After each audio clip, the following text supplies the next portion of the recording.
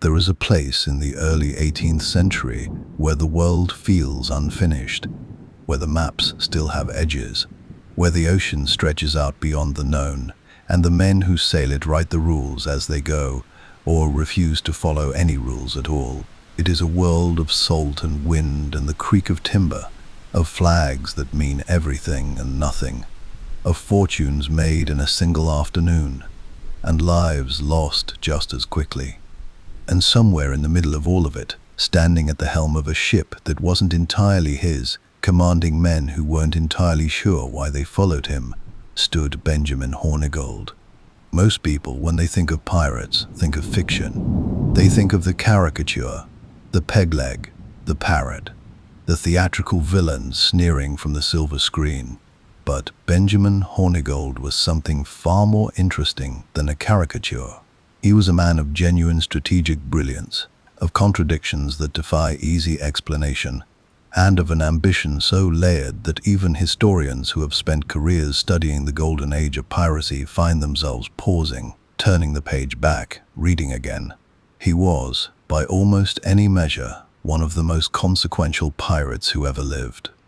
Not because of the treasure he took, though there was plenty of that, but because of what he built, because of who he shaped, because of the world he helped create and the world he ultimately helped dismantle.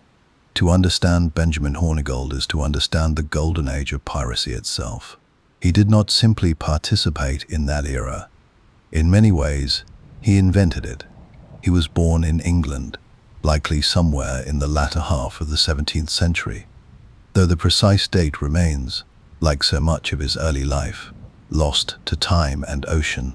We know that he came of age in a world already restless with maritime ambition, where England's naval wars had produced entire generations of sailors who knew the sea better than they knew the land, men who had spent years fighting under a crown that paid poorly, provisioned worse, and rewarded loyalty with little more than survival. When those wars ended, as wars inevitably do, those men found themselves adrift in a very literal sense, skilled, hardened, and with nowhere particular to go. Hornigold went to the Bahamas. Specifically, he went to Nassau on the island of New Providence. And if you are going to become a pirate, there is arguably no better place in the history of the world to begin. Nassau in the early 1700s was not a city so much as it was an idea, a fever dream, a place where colonial authority had essentially collapsed, where the harbor was too shallow for the large warships that might otherwise impose order, and where the combination of geography, lawlessness, and opportunity had attracted a community of sailors, outcasts, adventurers, and criminals that would eventually be known, with a mixture of awe and dread, as the Flying Gang. Hornigold was there at the beginning, not as a follower, as a founder. By around 1713, he had begun raiding in earnest. His early operations were modest by later standards. A periauger, a small open boat, crewed by a handful of men willing to take their chances. But even in those early days, something distinguished him from the men around him. He was organized where others were impulsive. He was strategic where others were merely desperate. He understood that piracy, done well, was not simply theft. It was logistics. It was reputation management. It was the careful cultivation of an image that made potential victims hesitate and potential allies eager. He understood, in other words, that a pirate captain was also, in his own strange way, a leader. And he was extraordinarily good at leading. Within a few years, Hornigold commanded a small fleet operating out of Nassau with a level of coordination that bordered on the military. He established what amounted to a pirate republic, a place where men governed themselves by a rough but genuine code, where the plunder was shared according to agreed-upon rules, and where the harbor of Nassau became the most feared and the most celebrated address in the Atlantic world. He didn't simply tolerate the chaos of that place. He organized it. He gave it structure. He gave it purpose. And then he did something that no one who knew him could quite have anticipated. He gave it a name. Not a name he chose himself, But the name history would remember, because among the men Benjamin Hornigold recruited, mentored, and sent out into the world, there was one whose legend would eventually eclipse even his own. A young sailor from Bristol, a man of extraordinary daring and even more extraordinary instinct for the theatrical. A man who would one day style himself, quite deliberately, as the most terrifying presence on the open sea. His name was Edward Teach, and the world would come to know him as Blackbeard. But that story, Hornigold's greatest creation, his most complicated legacy, belongs to the segments ahead. For now, let us simply sit with the beginning, with a man on a small boat in warm Caribbean water, looking out at a horizon that offers nothing but possibility, and deciding, quietly, deliberately, with the particular calm of someone who already knows what he is capable of, to take it. There is a particular kind of silence that falls over a harbor at dawn. The water sits flat and dark, still holding the cool of the night, and the ships at anchor barely move, just a slow, gentle rocking, as if the sea itself is breathing. In the early years of the 18th century, if you stood at the edge of Nassau Harbor just before the sun came fully up, you would have heard that silence broken by the sounds of men, cooking fires, the low murmur of conversation, the occasional burst of laughter from somewhere near the taverns that lined the waterfront. And beneath all of it, steady and constant, the lap of water against the hulls of ships that had no business being in any respectable port. Nassau was not a respectable port. It was, in almost every measurable sense, a place that had been forgotten by the world that claimed to govern it. The island of New Providence sat in the northern Bahamas, small and flat and ringed with the kind of shallow, treacherous shoals that made it nearly impossible for large vessels to approach with any confidence. This was not a flaw. This was a feature, because those same shallow waters that kept the Royal Navy's warships at a cautious distance made Nassau, for a man in Benjamin Hornigold's line of work, very nearly perfect.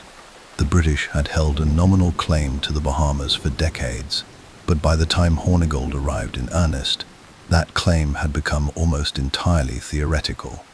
A series of Spanish and French attacks in the years prior had reduced Nassau's official administration to something between a formality and a joke. The governor, such as he was, held power only in the loosest sense of the word.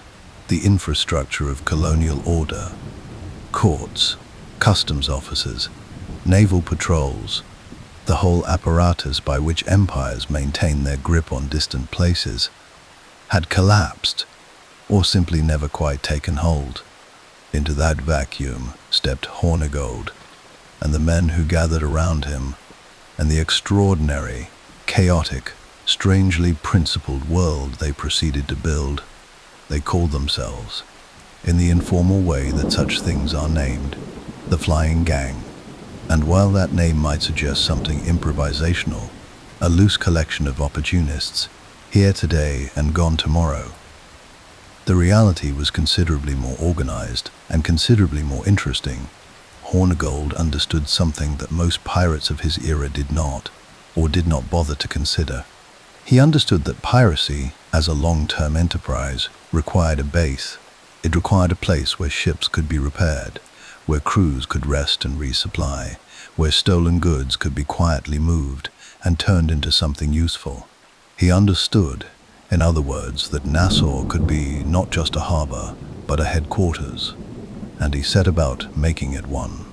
The society that emerged was, by the standards of its time, startlingly democratic.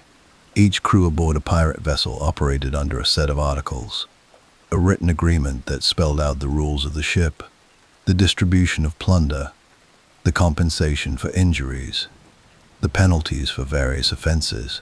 These were not suggestions.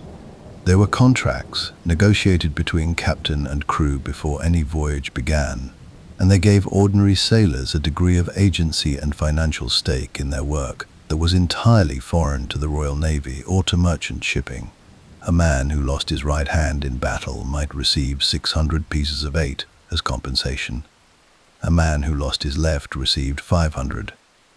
The gradations were precise, the commitments real.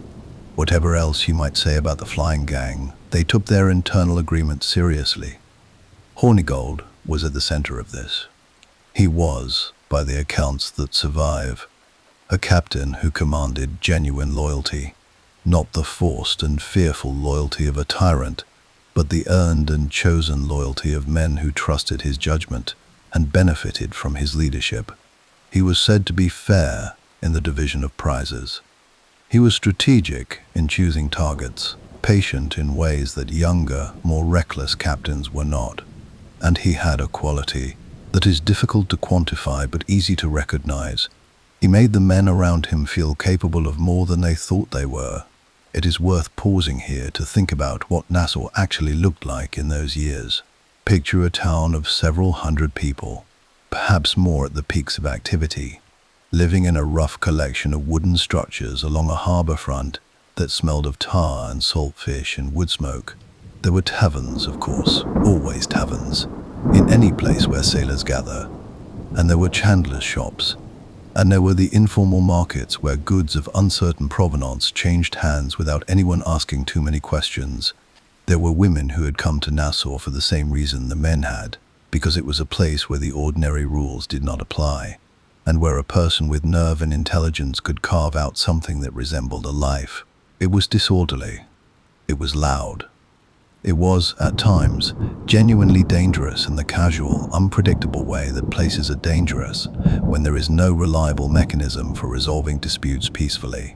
But it was also, in its own strange fashion, alive in a way that the orderly colonial towns along the American coast were not. There was something in the air of Nassau that felt like possibility, the raw, unrefined kind, the kind that hasn't yet decided what it wants to become.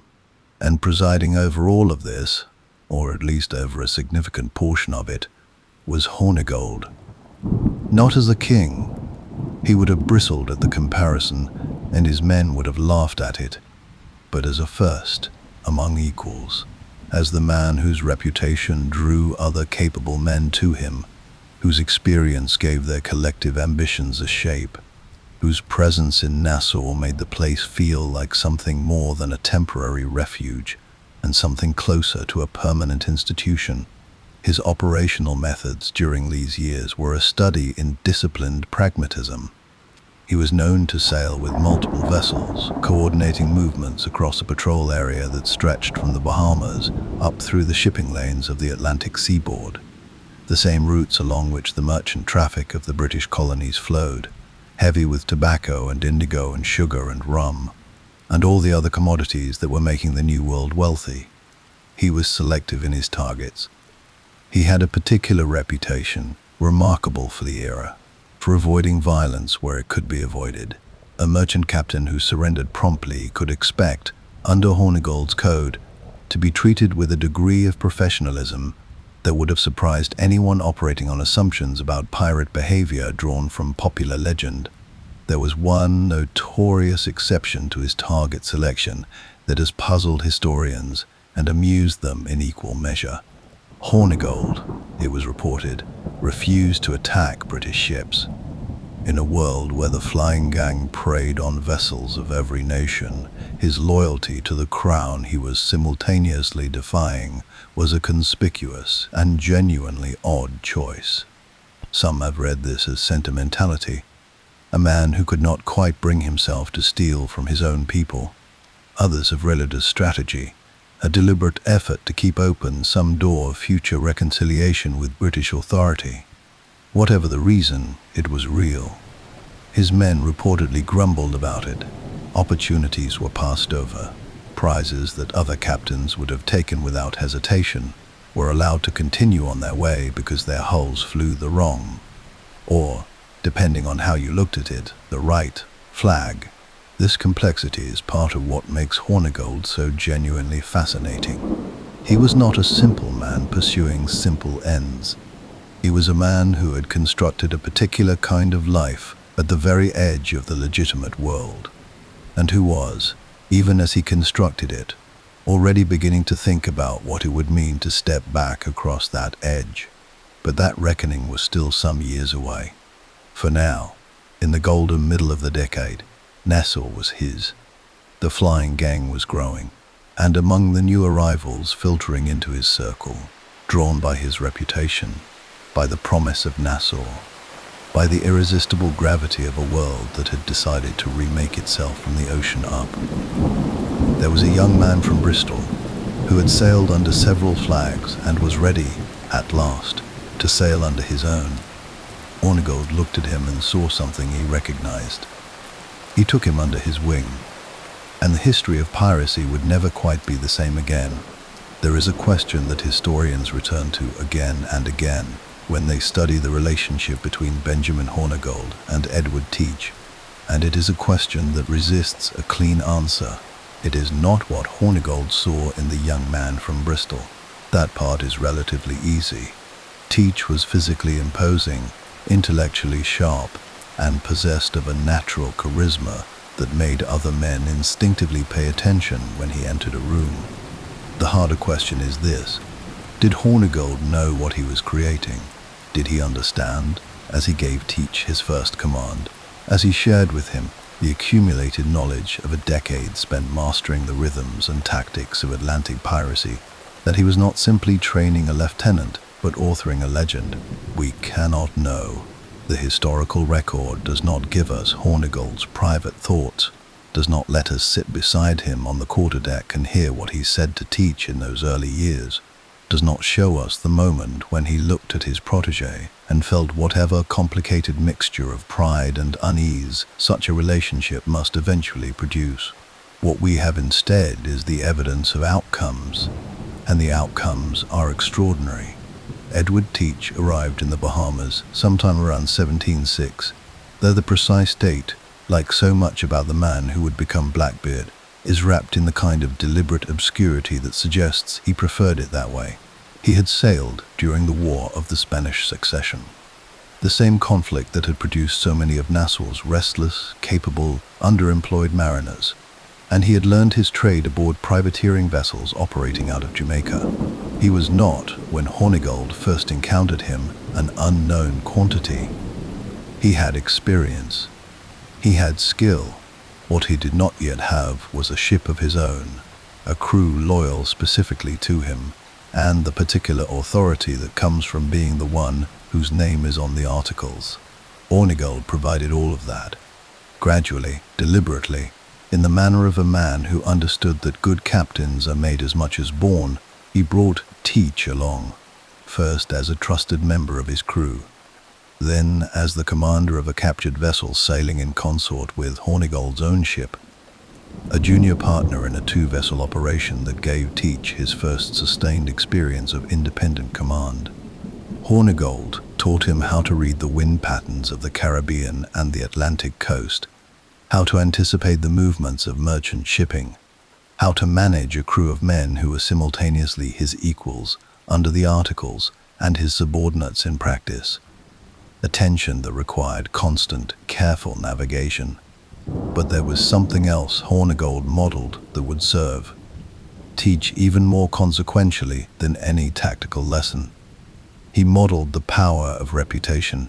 Hornigold had understood early that a pirate's most effective weapon was not his cannons. It was the story that traveled ahead of him. The accumulated weight of his name, arriving in a harbor before his sails ever came over the horizon. A merchant captain who had heard the name Hornigold and believed certain things about what resistance would cost him, was already half defeated before the first shot was fired. Violence was expensive. Violence damaged the prize. Violence killed men who were difficult to replace. Reputation, on the other hand, was free. It compounded over time, and it could be deliberately cultivated. Teach absorbed this lesson completely, and then he took it somewhere Hornigold had never imagined, where Hornigold's reputation was built on competence and strategic calculation, on the knowledge that he was professional, organized, and reliably dangerous. Teach built something altogether different. He built a mythology. He understood, with the instinct of a natural showman, that fear operates on the imagination more than on the senses, that the anticipation of something terrible is often more paralyzing than the terrible thing itself, and so he constructed, with great deliberate care, the character of Blackbeard. The name came first, or perhaps the beard came first and the name followed. Either way, the effect was the same. Teach had a black beard of genuinely remarkable dimensions, full and dense and grown long, and he took to wearing it tied with ribbons during battle. A theatrical flourish that had no practical purpose whatsoever, and every psychological one. He was reported to tie slow-burning fuses into his hair during engagements, so that smoke curled around his face in the heat of battle, giving him the appearance of a man lit from within by some infernal fire. Whether this is entirely true, partly true, or a story that grew in the telling until it became its own kind of truth is almost beside the point. What matters is that it worked. Sailors who had never met Blackbeard and never would meet him lay awake at night with some version of that image in their minds. Hornigold watched all of this unfold from a curious position, close enough to see it clearly, experienced enough to understand what it meant, and possessed of his own particular temperament that made such theatrics feel somewhat foreign to him. He was not a man given to performance. He was a man given to results. And for a time, the partnership between these two sensibilities produced results that were remarkable by any standard. Through 1716 and into 1717, Hornigold and Teach operated together across a wide stretch of Atlantic water, taking prizes with a regularity that made the shipping lanes of the American colonies deeply uneasy. The colonial governors of Virginia and the Carolinas began corresponding with one another about the problem. Merchants petitioned for naval escorts. The name of the flying gang began appearing in official dispatches with a frequency and an urgency that suggested the situation was no longer a minor nuisance but something that the Crown might actually need to address with serious force. And then, in the autumn of 1717, something happened that would split the partnership and send both men on the divergent paths that would define the rest of their lives. A ship was taken, a substantial French slaving vessel called La Concorde, intercepted by Teach in November of 1717 near the island of Martinique. It was a significant prize, large, well-built, and capable of carrying a substantial armament once the modifications were made. Teach renamed her the Queen Anne's Revenge. He mounted 40 guns on her. He assembled around him a crew of several hundred men, and he sailed north and west with a power and a presence that now eclipsed anything Hornigold had commanded. The student had become, in the most complete and undeniable sense, the master of his own destiny. Hornigold, meanwhile, was navigating a very different kind of transition. The same year that Teach took the Concorde, the British Crown announced something that sent a complicated ripple through the entire world of Nassau and the flying gang. It was called the King's Pardon, and its terms were straightforward, in a way that felt, to men who had spent years living in the complicated moral weather of piracy, almost startlingly simple. Any pirate who surrendered himself to a British colonial authority before a specified date would receive a full pardon for all past crimes. No prosecution, no imprisonment, no noose. A clean ledger and the possibility of a legal life. The announcement placed every man in Nassau at a crossroads. For some, the answer was immediate and obvious. The sea was their life. The articles were their law. And no piece of paper signed in London was going to change that. For others, the calculation was more nuanced. They were getting older. The risks were accumulating. The Royal Navy was getting more serious in its pursuit. A pardon was not nothing. For Hornigold, the calculation appears to have been made with the same deliberate, strategic patience that he brought to everything else. He was, by 1707, in his mid-40s by most estimates. Old, by the standards of men who lived as he had lived. He had spent the better part of a decade building something extraordinary in Nassau, and he had also spent it watching that extraordinary thing become increasingly precarious. The flying gang was splintering. The The men who had once operated under his loose authority were now operating independently, taking prizes without coordination, without discipline, occasionally without anything resembling the principled code that had distinguished Nassau's piracy from mere savagery. The thing he had built was becoming something he had not intended it to become. And there was the question of teach. Whatever complicated emotions Hornigold may have felt about his most famous protégé, pride, certainly, and perhaps also a kind of wondering dread at the scale of what he had helped unleash, there is no record that they quarreled. No dramatic falling out. No moment of formal severance. The partnership simply ended, the way that many partnerships between strong-willed men end, not with a confrontation, but with a divergence. Two men moving in different directions, until the distance between them became too great to easily cross. Hornigold took the pardon. In 1718, he presented himself to Woodes Rogers, the newly appointed royal governor of the Bahamas, who had arrived in Nassau with a mandate to end the pirate republic once and for all, and he accepted the king's clemency. It was a decision that his former colleagues in the flying gang received with reactions ranging from understanding to contempt. Some who had sailed with him for years took the pardon alongside him. Others looked at him across the water and decided they would rather take their chances. But Hornigold's acceptance of the pardon was not, it turned out, a retreat into quiet retirement, because Rogers, that shrewd and capable governor, who understood that the best way to manage former pirates was often to give them a stake in the new order, made Hornigold an offer that was, in its way, as surprising as anything in his career. He asked Hornigold to hunt pirates. And Hornigold, the founder of the flying gang, the mentor of Blackbeard, the man who had spent a decade building the Nassau Republic, said yes. It is at this pivot point that Hornigold becomes, for many people who encounter his story, genuinely difficult to read. Was this pragmatism of the most cold-blooded kind? A man simply calculating where his best interests lay and acting accordingly? Was it something more principled, a genuine conviction that the era of Nassau was over and that the men still clinging to it were now simply criminals rather than the complicated semi-political figures they had once been? Was it, perhaps, something closer to loyalty?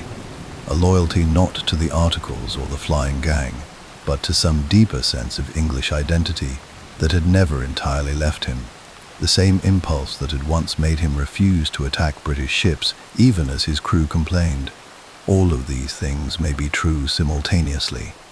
People are rarely moved by a single motive, and Hornigold was a man of sufficient complexity to hold several of them at once. What we know is that he became, in the final chapter of his life, an effective and energetic pirate hunter, a man who knew the waters, knew the tactics, knew the psychology of the men he was chasing, because he had spent years teaching them everything they knew. The student had become the legend, and the mentor had become, in his own quietly remarkable way, something equally strange and equally difficult to categorize. A man who had built the world of piracy and then turned around to help dismantle it. There is something almost novelistic about the arc of Benjamin Hornigold's life. The kind of arc that, if you encountered it in fiction, you might find slightly too neat, too perfectly constructed around the idea of a man who builds a world and then tears it down. But history does not always deal in subtlety, and Hornigold's final chapter is, if anything, even stranger and more compelling than the chapters that preceded it. To understand what he was walking into when he accepted Woodes Rogers' commission, you need to understand what Woodes Rogers was. Rogers was not a bureaucrat. He was not the kind of colonial governor who arrived on a distant shore with a powdered wig and a set of instructions from London, and proceeded to misunderstand everything around him for the duration of his tenure. He was a former privateer himself, a man who had sailed around the world, who had rescued Alexander Selkirk from the island of Juan Fernandez, who had taken Spanish prizes in the Pacific, with a cool efficiency that made him wealthy and famous in roughly equal measure.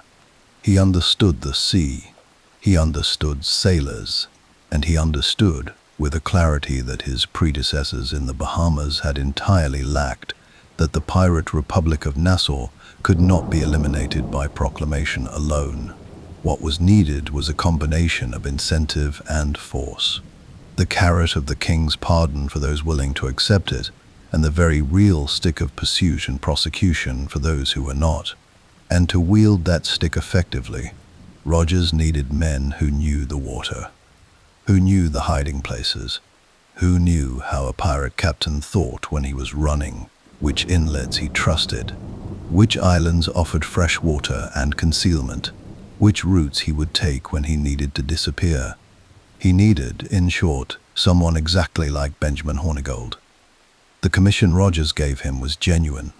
Hornigold received a formal appointment as a pirate hunter, operating under the authority of the Crown, empowered to pursue and capture those former colleagues who had declined the pardon and continued to operate in the waters of the Bahamas and the broader Caribbean. It was, by any reckoning, an extraordinary reversal. The man who had founded the flying gang was now its principal nemesis. The psychological dimensions of this are worth sitting with for a moment, because they are considerable. Hornigold knew these men. He had sailed with them, eaten with them, drawn up articles with them, shared prize money with them. He had, in some cases, taught them everything they knew about surviving and prospering in the life they had chosen. And now he was hunting them. Now he was the one whose approach they needed to fear, whose tactics they needed to anticipate, whose intelligence about their own methods they were powerless to conceal from him, because he had been the source of those methods in the first place. It is the kind of situation that invites easy moral judgment. The turncoat, the traitor, the man who sold out his brothers for a pardon and a commission, and some of his former colleagues almost certainly judged him in exactly those terms. But easy moral judgment has a way of flattening things that deserve to be examined in their full dimension. Hornigold had always operated according to a code, even if that code was his own rather than the Crown's.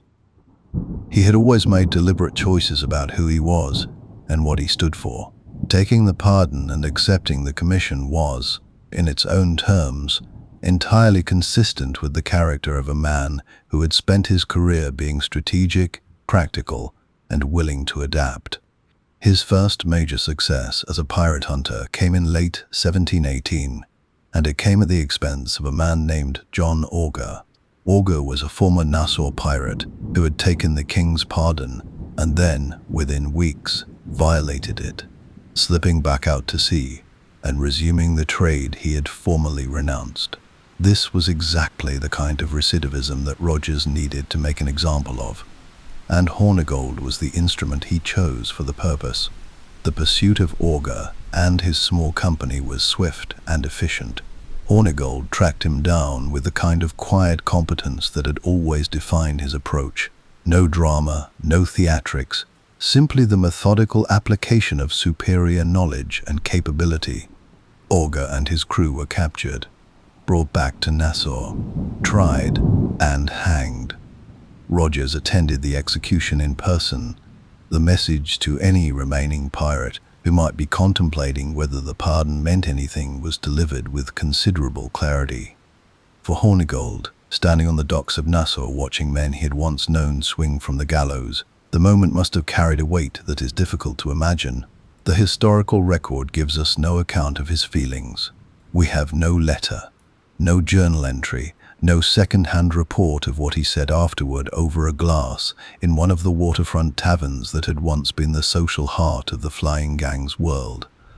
We have only the fact of his continued service, which suggests that whatever he felt, it did not cause him to waver. His usefulness to Rogers extended well beyond the capture of Auger. Throughout 1718 and into 1709, he served as an advisor, an intelligence source, and an active patrol commander in the waters around the Bahamas. He knew which captains were still operating, roughly where they could be found, and what tactics they were likely to employ when cornered. This knowledge was, from Rogers's perspective, essentially invaluable. An entire naval intelligence operation distilled into a single man who happened to have spent the last decade building the very network he was now being paid to dismantle. But there is a broader canvas on which Hornigold's final campaign must be understood, because what was happening in Nassau in 1718 was not merely a local law enforcement story. It was the beginning of the end of an era, the golden age of piracy. That extraordinary window of roughly 30 years, during which the Atlantic world was shaped and troubled, and in some ways defined by the activities of men like Hornigold and Teach, and Charles Vane and Bartholomew Roberts, and the dozens of others who made their names on the open water, was contracting. The forces that had made it possible were being methodically dismantled. Naval presence in the Caribbean was increasing. Colonial governors were getting more serious. The merchant interests that had been losing money to piracy for decades were finally finding political ears willing to listen to them and hands willing to do something about what they heard. Woodes Rogers was the leading edge of this process, but he was not alone. In Virginia, Governor Alexander Spotswood was organizing his own campaign against the pirate menace with a ferocity that would, in November of 1718, result in the death of Blackbeard himself. Edward Teach, Hornigold's greatest creation, killed in a ferocious close-quarters battle in the shallow waters of Ocracoke Inlet by a naval force sent specifically to find and destroy him. The details of Blackbeard's death are the stuff of genuine legend.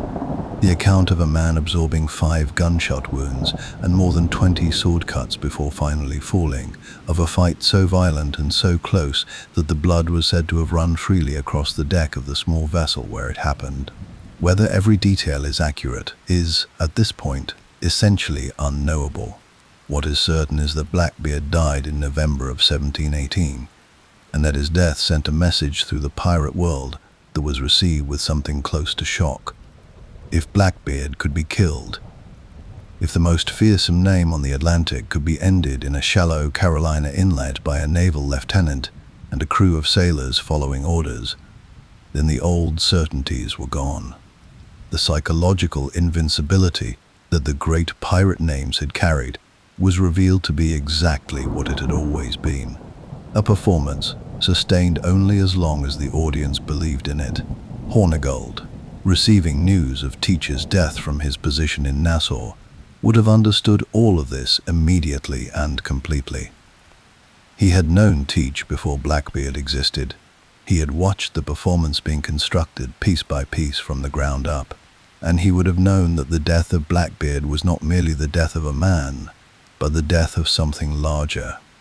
The death of the particular kind of confidence that had made Nassau possible in the first place. Charles Vane, another Nassau veteran, who had famously refused the pardon when Rogers arrived, who had fired his guns at Rogers' fleet as a contemptuous farewell gesture before slipping out of the harbor, was captured in 1719 and hanged at Port Royal the following year. One by one, the great names of the flying gang were being resolved, one way or another: death or pardon, or the long, slow fade of men who ran far enough and deep enough into the Atlantic world that the law could not easily follow them. The golden age was ending, and Benjamin Hornigold, who had done as much as any single person to create it, was helping to end it. There is a particular kind of melancholy in that position. Standing at the close of something you helped to open, watching the last lights go out in a world you built. Whether Hornigold felt that melancholy is a question we cannot answer.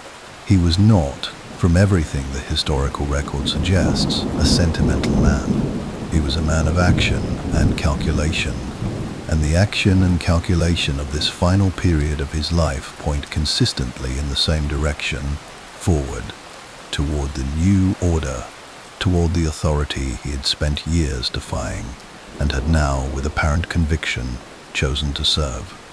And then the sea, which had given him everything, took the final word. Sometime in 1719, the precise date as uncertain as so many others in his story. Benjamin Hornigold was lost at sea. The vessel he commanded went down in a storm somewhere in the waters north of Mexico, near the Yucatan coast. There were no survivors, no final dispatch, no deathbed testimony or farewell letter.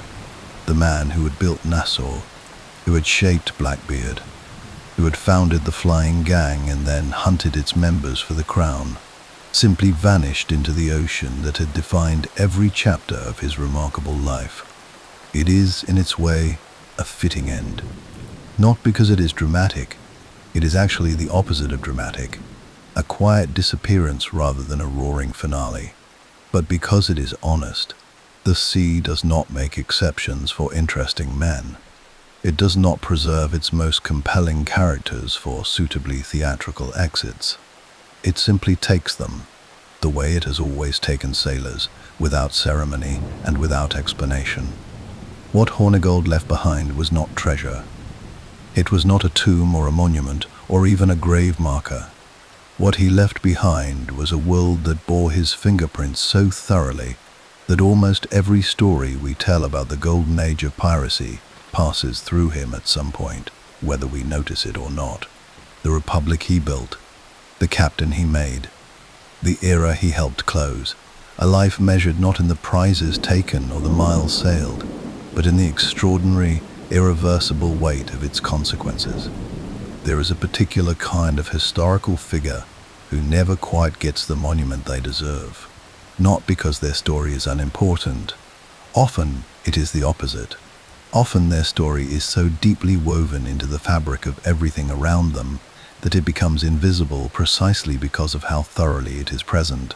They are the architects rather than the buildings, the teachers rather than the famous students, the founders of movements that outlive them so completely that the movement's name is remembered long after the founders is.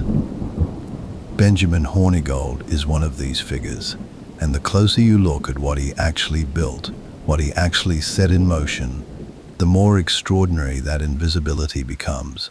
Begin with the most direct measure of his legacy, the one that requires the least argument. Without Benjamin Hornigold, there is almost certainly no Blackbeard. Not in the form that history received him, not with the operational capability that made him genuinely dangerous, not with the theatrical genius that made him legendary.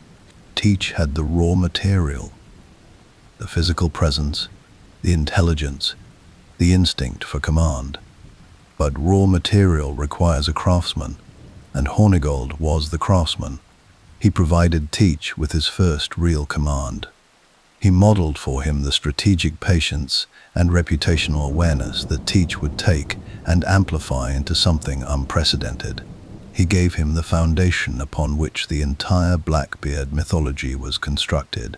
This matters not merely as a point of biographical curiosity, but as a structural observation about how influence works. Hornigold's legacy did not travel under his own name. It traveled under Blackbeard's. Every book written about Blackbeard, every film made, every reference in popular culture to the most famous pirate in history, all of it traces back, through Teach, to the man who found him and trained him and sent him out into the world. Hornigold's fingerprints are on the legend, even when his name is absent from it. Perhaps especially then. But the legacy extends well beyond a single famous student, important as that student was. Consider what the Nassau Republic actually represented in the broader context of its time and what it left behind in terms of ideas. The early 18th century was a world organized almost entirely around hierarchy. Kings and aristocrats and merchant princes sat at the top of every social structure that mattered, and the men below them, the sailors, the laborers, the soldiers, the servants, existed within systems that gave them very little say over the conditions of their own lives. The Royal Navy, which was the most immediate institutional comparison for most of the men who ended up in Nassau, was a place of brutal discipline, arbitrary punishment, inadequate pay, and almost no recourse. A sailor who objected to his treatment had essentially no legitimate options. He could desert, which was dangerous. He could mutiny, which was fatal, or he could endure. The articles that governed pirate ships, the written agreements that Hornigold helped establish as the standard operating framework of the flying gang, represented something genuinely different. They were democratic in a way that almost nothing else in that world was. The crew voted on major decisions.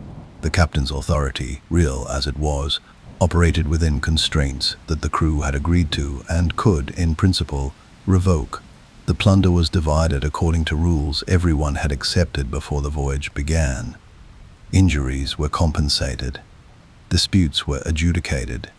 The whole arrangement had the character, rough and imperfect as it was, of a social contract, an agreement between free men about how they would organize themselves and treat each other. Historians of political thought have noted, with some care and appropriate qualification, that the pirate ships of the Golden Age were practicing a form of democratic governance decades before democratic governance became a serious political project in the Atlantic world. The American Revolution would not happen for another 60 years after Hornigold's death. The philosophical foundations of democratic theory were being laid in the coffee houses of London and the salons of Paris at roughly the same moment that Hornigold and his men were working out their articles in the taverns of Nassau. The two conversations were entirely separate, conducted in entirely different registers, aimed at entirely different audiences. But they were circling some of the same ideas. The idea that authority derives from consent. The idea that the governed have a right to participate in the terms of their governance. The idea that a written agreement, accepted by all parties, is more legitimate than the arbitrary will of a single man. Hornigold did not invent these ideas. He was not a political philosopher. He was a practical man solving a practical problem. How do you hold together a crew of independent, capable, frequently volatile men over the course of months at sea without the institutional structures that normally keep human societies from flying apart? The answer his community developed was, in its rough and imperfect way, genuinely innovative. And the fact that it emerged among pirates, among men who had placed themselves outside every legitimate social structure of their time, makes it no less interesting. Perhaps it makes it more so. Consider also what Nassau itself represented as a social experiment. For a period of roughly a decade, it functioned as a place where the ordinary categories of the early 18th century Atlantic world were suspended, or at least significantly loosened. Men of different nationalities sailed together under the same articles. The rigid class distinctions that structured life in England and the colonies were not entirely absent. Hornigold was clearly the captain, and no one confused him with an ordinary deckhand, but they were considerably more permeable than anywhere else. What mattered in Nassau was capability, what you could do, how you handled yourself in a crisis, whether your crewmates could trust you when things went wrong. These are not nothing. These are, in fact, the kinds of meritocratic criteria that most societies claim to value, and relatively few actually implement. There were also men of African descent within the crews of the flying gang, some of them formerly enslaved, some of them free men who had found their way to Nassau for the same reasons everyone else had. The historical record on their specific experiences and status is fragmentary and complicated, and it would be dishonest to overstate the degree to which Nassau represented any kind of racial equality. It did not in any complete or consistent sense. But the presence of black sailors operating within the pirate community, sometimes in positions of genuine responsibility, was meaningfully different from their position in the legal economy of the same era, where the institution of slavery was expanding with a momentum that would shape the next 2 centuries of Atlantic history. Nassau was not paradise. It was not a utopia. But it was, for certain people in certain circumstances, a place where the walls were lower than everywhere else.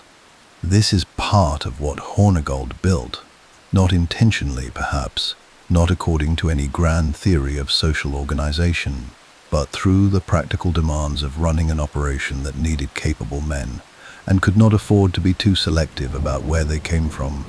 Then there is the question of Hornigold's influence on the very mechanisms by which his world was eventually dismantled. And here, the legacy becomes most paradoxical and most interesting.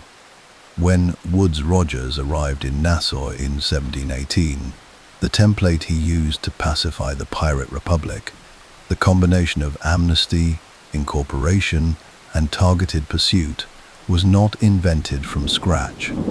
It drew heavily on a realistic assessment of who these men were and what they wanted, an assessment that Hornigold himself helped Rogers to develop.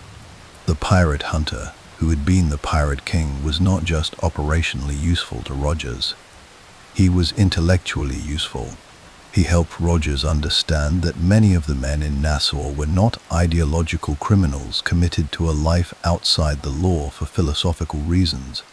They were practical men who had made practical choices and who could, given the right terms, make different practical choices.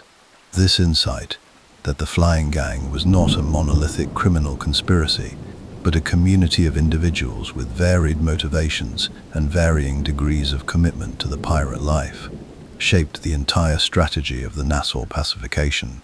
The pardon was offered genuinely and accepted genuinely by a significant number of men, many of whom went on to live out their remaining years as legal sailors, craftsmen, merchants. The ones who refused, Vane, Rackham, Bonnet, and eventually Roberts far to the east, were pursued with the focused resources that would have been impossible to deploy against a movement of true collective solidarity. Divide, incorporate, pursue. It was the strategy of a man who understood his target population from the inside, and Hornigold was the inside man. The final irony of his legacy is this: Hornigold spent a decade building the golden age of piracy into something real and organized and consequential. He spent the last year or two of his life helping to end it, and in both phases he was effective. The world of piracy was bigger and more capable because of what he built in Nassau, and it was smaller and more vulnerable because of what he gave Rogers when he changed sides. He shaped the rise, he assisted the fall, and the sea took him before anyone could fully ask him to account for either. What remains, centuries later, is a story that refuses the simplifications we tend to apply to people from the past. Hornigold was not a hero in any conventional sense. He was a criminal by the laws of his time, a man who took other people's property by force across a decade of sustained raiding. He was not a villain in any satisfying sense either. The code he operated by, the world he built, the genuine leadership he provided to men who had few other options, complicate any straightforward condemnation. He was something more interesting than either. He was a man fully alive to his own moment, making choices that were real and consequential within the specific, extraordinary circumstances of the early 18th century Atlantic world. He understood power. He understood loyalty. He understood reputation and strategy, and the long game in a world that mostly played for immediate advantage. He built something that lasted, even in its dismantling. He created someone whose name became immortal, even as his own faded. And somewhere in the waters north of the Yucatan, in a storm that history never bothered to record in any detail, he went down with whatever private accounting he had made of it all. The choices, the compromises, the extraordinary run of a life that had moved from an English birth to the founding of a republic, to the hunting of his own kind, across waters that are still there, still warm, still holding somewhere in their vast and indifferent depths. The final silence of Benjamin Hornigold. The sea keeps its own records. It does not share them. But we remember. And in the remembering, perhaps, something of the man persists. Unquiet, complicated, and genuinely worth knowing. Every great story has a stage, and the stage upon which Benjamin Hornigold lived his life. The Atlantic Ocean of the early 18th century its winds and currents and islands and shipping lanes and colonial ports, was not a neutral backdrop. It was an active participant. It shaped the men who sailed it, created the conditions that made their choices possible, and ultimately set the boundaries within which even the most extraordinary individual will could operate. To understand Hornigold fully, to understand why his story unfolded the way it did, and why it could not have unfolded in quite the same way at any other moment in history, you need to understand the world he moved through. The specific, unrepeatable world of the early 18th century Atlantic. Begin with the ocean itself. The Atlantic in 1700 was simultaneously the most important body of water in human history, and the most dangerous thing most people who sailed it would ever encounter. It connected the old world to the new with a regularity and a volume that was, by the standards of previous centuries, almost miraculous. And it killed sailors with a casualness that those same previous centuries would have found entirely familiar. The technology of navigation had advanced considerably since the first European crossings 200 years earlier. Latitude could be determined reliably. Charts, while imperfect, covered the major routes with reasonable accuracy. The design of ocean-going vessels had evolved through generations of hard experience into forms that were genuinely capable of surviving conditions that would have destroyed earlier ships. And yet, the sea remained profoundly, fundamentally dangerous. Storms arrive without adequate warning. Currents set ships onto reefs in the night. Disease moved through crews with a speed and a lethality that made battle look, by comparison, almost survivable. A sailor of Hornigold's era, who reached the age of 40, had, by any reasonable statistical assessment, beaten considerable odds simply by remaining alive. This danger shaped the culture of the sea in ways that are difficult to fully appreciate from the comfortable distance of the present. Men who live with death as a constant companion develop a particular relationship with risk, the ordinary calculus of consequence. The weighing of danger against reward that governs most human decision-making gets recalibrated when the baseline level of danger is already high. A man who sails in the Caribbean in 1710 is already accepting a significant probability that he will not reach old age. Against that background, the additional risk of piracy looks somewhat different than it would to a man whose life is safe and predictable and long. The incremental danger is real, but it is incremental against a baseline that is already sobering. This is one of the structural conditions that made the Golden Age possible. The men available for recruitment into Hornigold's world were men who had already made their peace with danger, who had already developed the skills and the psychological disposition necessary for life at sea, and who had, in many cases, already been betrayed by the legitimate institutions that were supposed to reward that disposition. The Royal Navy in the early 18th century was an institution of genuine power and genuine brutality. Flogging was routine. Pay was uncertain and often in arrears. The impressment system, by which men could be taken off the street or out of taverns and forced into naval service against their will, produced crews that contained a significant proportion of men who had not chosen to be there and deeply resented the fact. The conditions that created pirates were, in considerable part, the conditions created by the institutions those pirates were defying. Hornigold fished in this particular stream with great skill. Nassau drew men from across this population, former Royal Navy sailors, former privateers whose commissions had expired when the latest war ended, merchant sailors who had decided that the risks of the legal trade were comparable to the risks of the illegal one without the compensating advantage of adequate pay. He did not have to persuade most of them that the system they were leaving had treated them fairly.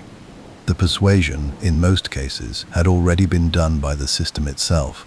Then consider the specific geography of the Caribbean and the Atlantic seaboard, because geography was destiny in ways that the early 18th century made more explicit than almost any subsequent period.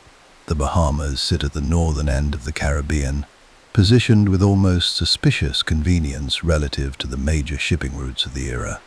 Ships moving from the Caribbean to Europe, carrying the sugar and tobacco and indigo and rum that were making the plantation colonies enormously profitable, had to navigate through or near the Bahamas. Ships moving south along the American coast toward the Caribbean passed through the same waters.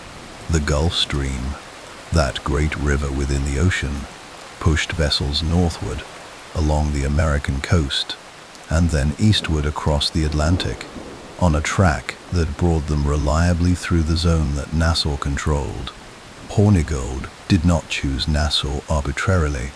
He chose it because a man who understood the currents and the routes could see, simply by looking at a chart, that the Bahamas were positioned at the intersection of more valuable maritime traffic than almost anywhere else on the Atlantic. The shallow waters that protected Nassau from naval intervention were simultaneously adjacent to some of the most productive hunting grounds available. It was, in a word, ideal, and Hornigold saw it before most others did, or at least acted on what he saw with more decisiveness and more organizational intelligence. The colonial politics of the era provided another layer of structural conditions, without which the Golden Age simply would not have taken the form it did. The early 18th century was a period of almost continuous conflict between the major European powers, England, France, Spain, the Netherlands, and that conflict had a maritime dimension that was central rather than peripheral.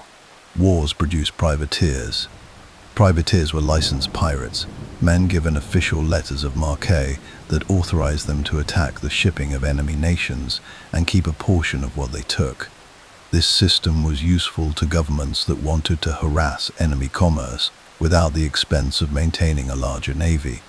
And it was useful to the men who operated under it because it gave their activities a legal cover that piracy did not provide. But wars end. Letters of marque expire, and when they do, there is suddenly a large population of men with ships and weapons and the skills and habits of maritime predators, and no legal outlet for those skills and habits. The War of the Spanish Succession ended in 1713. The peace treaty flooded the Atlantic world with exactly this population. Men who had been privateers found themselves reclassified, sometimes overnight, sometimes in the middle of a voyage, as pirates. The activity had not changed. The authorization had, and many of them, faced with this reclassification and the poverty that came with it, made the entirely rational decision that if they were going to be called pirates regardless, they might as well do the thing properly. This transition from privateer to pirate, from authorized predator to unauthorized one, is the single most important structural event in the creation of the Golden Age. It happened across the Atlantic world in the years following 1713, and it happened with particular intensity in Nassau, which was already positioned to receive exactly these men and incorporate them into a functioning community. Hornigold was himself almost certainly a product of this transition. The precise details of his pre-Nassau career are lost, but the pattern of his life fits the profile of a man who had operated in the grey zone between privateering and piracy during the war years, and simply continued operating when the war ended, without particularly troubling himself about which side of the legal line he was now on. The world that produced the Golden Age was also, crucially, a world in which communication moved slowly and governance moved even more slowly. News of a pirate attack in the Caribbean might take weeks to reach London. A response from London might take weeks more to reach the Caribbean. By the time any official action was authorized, dispatched, and arrived at its destination, the situation on the ground had typically changed entirely. This communications lag gave men like Hornigold an operational freedom that would be inconceivable in any subsequent era. They could move, adapt, and disappear faster than any institutional response could follow. The world was large enough and slow enough that a capable man at sea could stay several steps ahead of the forces arrayed against him almost indefinitely. Almost. but not forever, because the same forces that created the Golden Age contained within themselves the seeds of its destruction. The Atlantic economy that made piracy so profitable was also the Atlantic economy that gave the merchant interests sufficient political power to eventually demand and receive an effective response.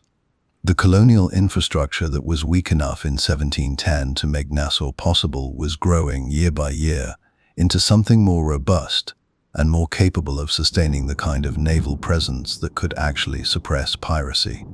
The communications lag that gave pirates their operational freedom was narrowing as colonial administrations became more experienced and more connected. The window, in other words, was always going to close. The Golden Age was not a permanent condition. It was a specific, temporary consequence of a specific, temporary alignment of forces. And those forces were always in motion, always shifting toward the configuration that would end it. Hornigold understood this better than most. His decision to take the pardon, whatever personal calculations it also reflected, was the decision of a man who could read the direction of travel, who could see that the world which had made Nassau possible was changing in ways that were irreversible, that the window was narrowing, and that a man who waited too long to step through it would find it had closed entirely. He was right. The men who waited, Vane, Rackham, Teach himself, found the window closed, found the world that had once been navigable from outside its legal structures becoming, year by year, less navigable, found the Royal Navy more present, the colonial governors more serious, the merchant interests more effectively organized, found themselves, in the end, with nowhere left to go. The Golden Age of piracy lasted approximately 30 years, from the early 1690s to roughly 1730. In the long sweep of Atlantic history, it is an eye blink, a brief, strange, luminous interval during which the normal rules of maritime order were suspended, and something genuinely unprecedented emerged from that suspension. It produced some of the most remarkable characters in the history of the sea. Men and women whose names have lasted 3 centuries and show no signs of fading.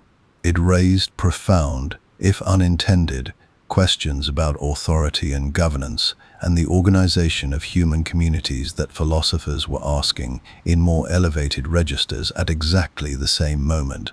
And it could only have happened once, because the conditions that produced it, the end of a major war, the explosion of Atlantic trade, the weakness of colonial governance, the communications lag, the specific geography of the Caribbean, the population of skilled and disaffected maritime workers, those conditions existed in that specific combination for that specific window of time, and never again. The world moved on. It always moves on, and the extraordinary men who had been perfectly fitted to that specific, unrepeatable moment found themselves, one by one, either adapting to the world that followed or being consumed by the world that had been. Hornigold adapted. Imperfectly, perhaps. Controversially, certainly. But with the same clear-eyed pragmatism that had always defined him. And when the sea finally took him, somewhere in the warm water north of the Yucatan, in a storm as indifferent to his significance as the ocean always is to the significance of the men it carries. It took a man who had lived more completely inside his particular moment than almost anyone else of his era. The Atlantic keeps rolling. The trade winds keep blowing. The routes he sailed are still there, still carrying ships, still connecting the same islands and continents he moved between for a decade and a half. Only the world that made him possible is gone, and in its absence he becomes all the more worth remembering. There is a moment near the end of every tide when the water pauses, when the long pull of the ocean seems to hold its breath between the going out and the coming in. Sailors know this moment. They have names for it in every maritime language ever spoken. It is a moment of stillness that is not really stillness. The currents are still moving beneath the surface. The forces that govern the water are still at work. But from where you stand on the shore, watching, it looks like rest. It looks like the sea, just briefly, considering what it has done. I find myself thinking about that moment when I think about Benjamin Hornigold, not because his life was restful. It was the opposite of restful, kinetic and dangerous and constantly in motion from beginning to end. But because the pause that follows a life like his, the moment of reflection that comes after the tide has gone out and before the next one arrives, is where meaning tends to live. It is where we get to ask what it all amounted to, what the motion was for, what the water carried, and what it left behind. He was not a good man in any simple sense. Let us be honest about that, because honesty serves him better than the romanticism that tends to attach itself to pirate stories like barnacles to a hull. He took things that did not belong to him by force across many years and many thousands of miles of ocean. People were frightened by him. People were harmed by the world he built, even if he himself was more restrained than many of his contemporaries. The merchant sailors who found their ships surrounded by Nassau vessels flying no flag they recognized did not experience that moment as a chapter in an interesting historical narrative. They experienced it as one of the most terrifying things that can happen to a human being at sea. That is real. It deserves acknowledgement. And yet, the full accounting of a life is never simply a ledger of individual actions. It is also the shape of the whole, the pattern of choices, the values that held even when convenience argued against them, the things a person built that outlasted them. And on all of these measures, Hornigold is a figure of genuine substance, complicated, contradictory, and ultimately irreducible to any single verdict. What strikes me most, returning to his story after long familiarity with it, is the consistency of his intelligence.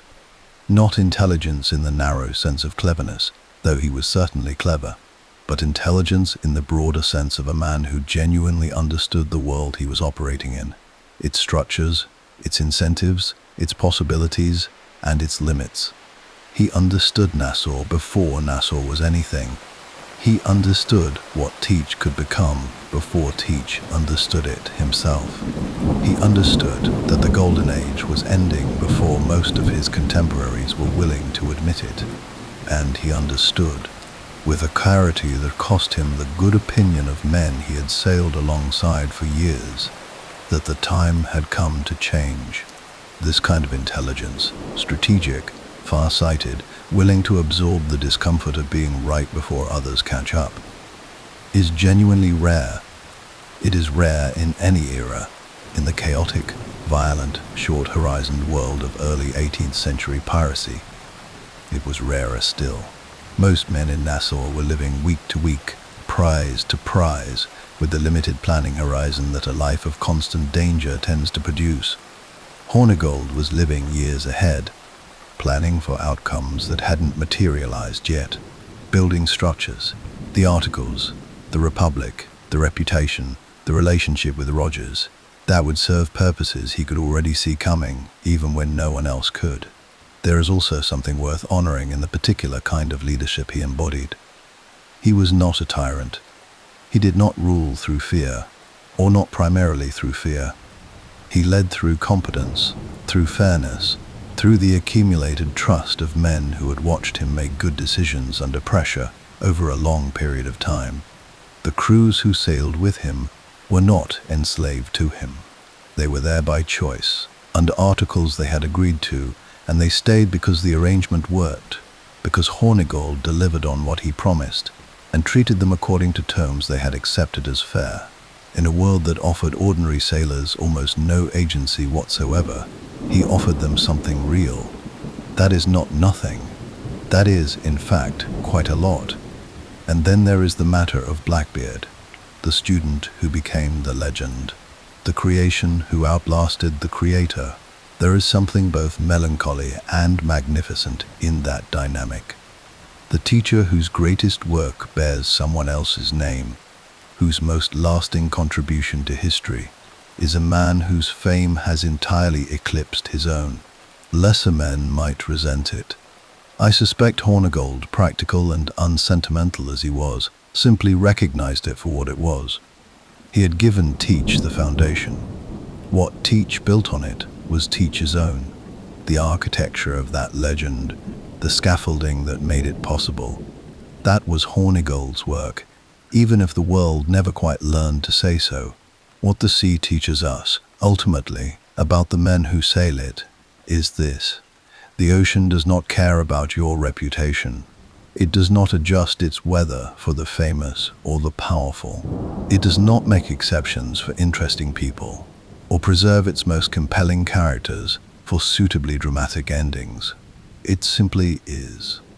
Vast, indifferent, and honest in a way that human societies rarely manage to be. And the men who give their lives to it, who spend their years reading its moods and working within its enormous impersonal power, tend to develop a particular kind of clarity about what matters and what does not. Hornigold had that clarity. It shaped every major decision of his life. The move to Nassau, the building of the flying gang, the training of Teach, the acceptance of the pardon, the commission from Rogers. Each of these choices, viewed through the lens of what he actually knew and what he could actually see from where he stood, makes a coherent kind of sense. The coherence is not moral, exactly. It does not resolve the genuine ethical complications of a life spent outside the law. But it is the coherence of a man who was paying attention, who was looking at the world as it actually was, rather than as he might have wished it to be, and responding to what he saw with everything he had. That is a form of integrity, an unusual form, lived out in unusual circumstances by a man who would not have recognized the word as applying to himself, but integrity nonetheless. The tide goes out, the water pauses, the sea, vast and ancient and entirely unconcerned with our need for conclusions, rolls on toward the next shore. And somewhere in its depths, Benjamin Hornigold, pirate, founder, mentor, hunter, navigator of the extraordinary and unrepeatable world he was born into, rests in the only monument that was ever truly appropriate for a man who lived as he did, the ocean itself, still, deep, and endlessly, quietly magnificent.